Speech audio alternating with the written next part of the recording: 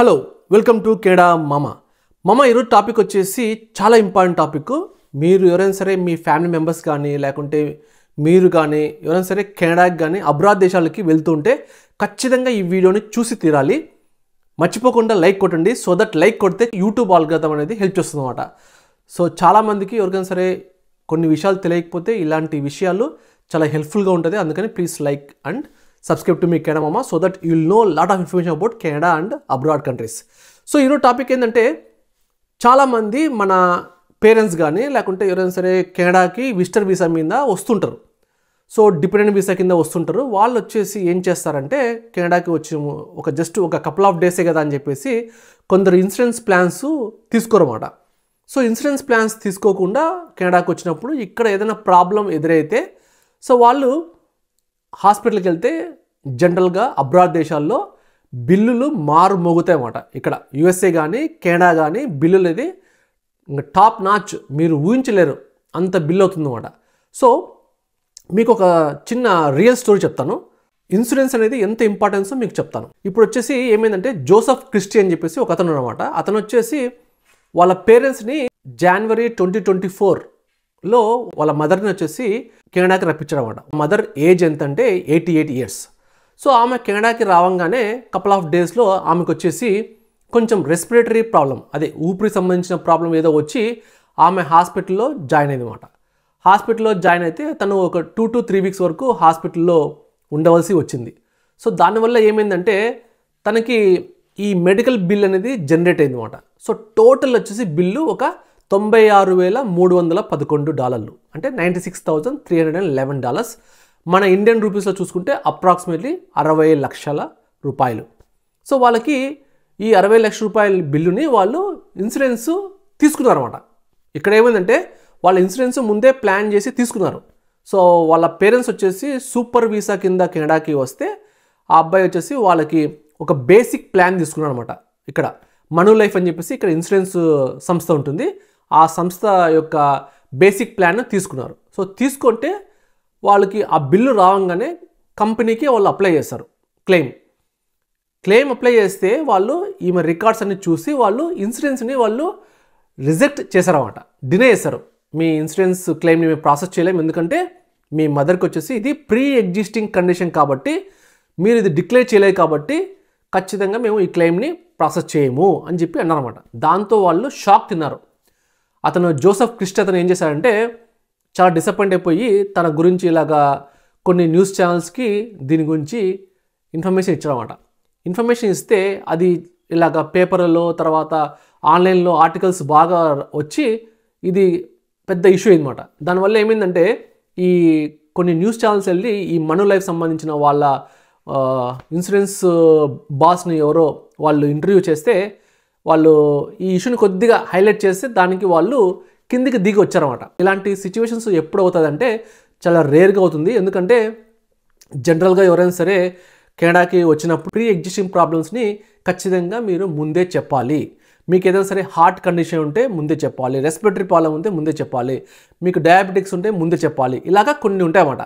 అలాగా చెప్పాలి అని వాళ్ళు అంటున్నారు. కానీ బేసిక్ ఇన్సూరెన్స్ ప్లాన్ తీసుకున్నప్పుడు ఇలాంటి క్వశ్చనర్ అనేది ఏముండదంట. క్వశ్చనర్ అంటే మీకు ఎలా ఉండేది, మీ హెల్త్, మీకు ఏమైనా డయాబెటిక్స్ ఉందా, మీకు ఏమైనా బీపీ ఉందా, మీకు ఏమైనా రెస్పిరేటరీ ప్రాబ్లం ఉందా, మీకు ఏమైనా హార్ట్ ప్రాబ్లం ఉందా, ఇలాగ కొన్ని క్వశ్చన్స్ ఉన్నాయన్నమాట. ఆ క్వశ్చన్స్ కానీ ఆన్సర్ చేస్తే దాన్ని బట్టి వాళ్ళకి ఇన్సూరెన్స్ ప్లాన్ అనేది వాళ్ళు ఒక ప్యాకేజ్ కింద ఇస్తారన్నమాట. సో కానీ ఇక్కడ బేసిక్ ప్లాన్లో క్వశ్చనరీ అనేది లేదన్నమాట. లేవడం వల్ల ఏమైందంటే వాళ్ళు అప్లై చేసినప్పుడు అది క్లెయిమ్ రిజెక్ట్ అయింది.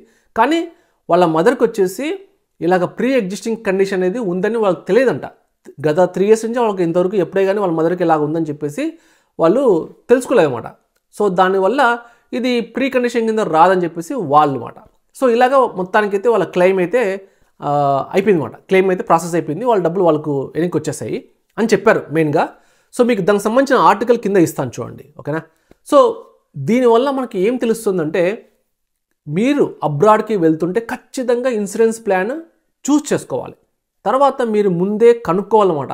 ఆ ఇన్సూరెన్స్ వాళ్ళకి ఏదన్నా ఇలాగా మీరు ఏమైనా క్వశ్చనరీ ఉందా, మీ దగ్గర ఏమైనా కండిషన్స్ ఉన్నాయా, అవన్నీ ముందే అడిగి తెలుసుకోండి. ఎందుకంటే తీరా మీరు ఏదైనా క్లెయిమ్ అనేది ప్రాసెస్ అయిన తర్వాత అది రిజెక్ట్ అయితే మన పాకెట్ నుంచి డబ్బులు కట్టాలంటే ఇక్కడ ఇన్సూరెన్స్ లేకపోతే అస్సలు ఇక్కడ బ్రతకలేమాట.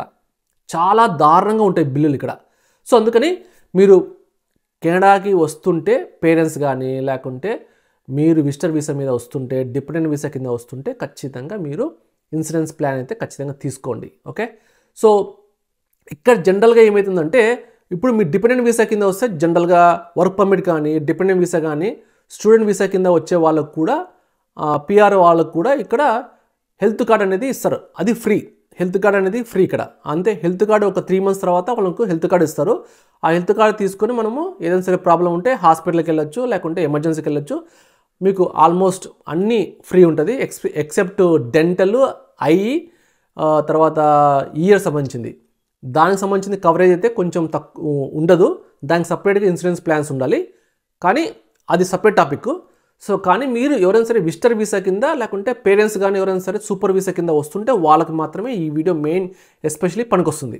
సో జనరల్గా మన ఇండియాలో మనకు ఇన్సూరెన్స్ అనేది చాలామంది తీసుకోరు. ఒక 1,00,000తో 2 lakhsతో అయిపోతుందని చెప్పేసి చాలామంది ఇన్సూరెన్స్ తీసుకోరు. ఇప్పుడు కొద్దిగా అవేర్నెస్ పెరిగింది కాబట్టి చాలామంది ఇన్సూరెన్స్ ప్లాన్స్ అయితే తీసుకుంటున్నారు. ఓకే, సో మీరు అబ్రాడ్కి వచ్చేప్పుడు ఇక్కడ మనకేమవుతుందిలే, ఒక వారమో 2 వారాల్లో ఉంటాం కదా, మనకి ఏమవుతుందని చెప్పేసి మీరు తక్కువ అంచనా వేయద్దండి.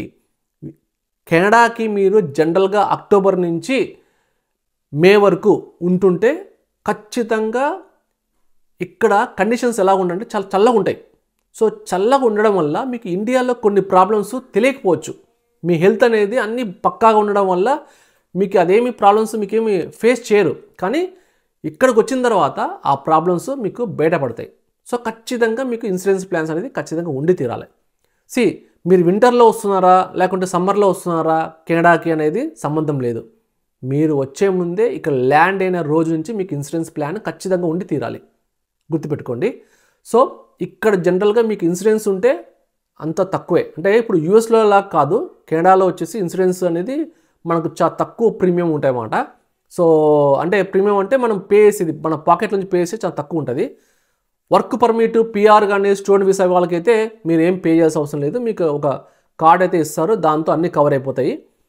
ఏదైనా సరే చెప్పాం కదా, డెంటల్ తర్వాత ఐ సంబంధించింది అయితే మీకు కవరేజ్ ఉండదు. సపరేట్గా ఇన్సూరెన్స్, ప్రైవేట్ ఇన్సూరెన్స్ ప్లాన్స్ తీసుకోవాలన్నమాట దానికైతే. సో అది కూడా కొన్ని రూల్స్ ఉన్నాయన్నమాట. ఇక్కడ కెనడాలో సీనియర్ సిటిజన్ కానీ కొందరు ఏజ్డ్ వాళ్ళకి సపరేట్గా కవరేజ్ అయితే ఉన్నాయన్నమాట.